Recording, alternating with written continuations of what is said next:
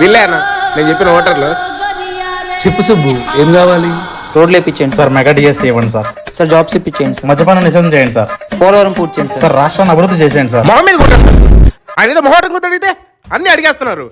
ఏదో నాలుగు పథకాలు తీసుకొని ఉండకుండా అభివృద్ధి కావాలి, అభివృద్ధి. రోడ్లు కావాలి, రోడ్లు.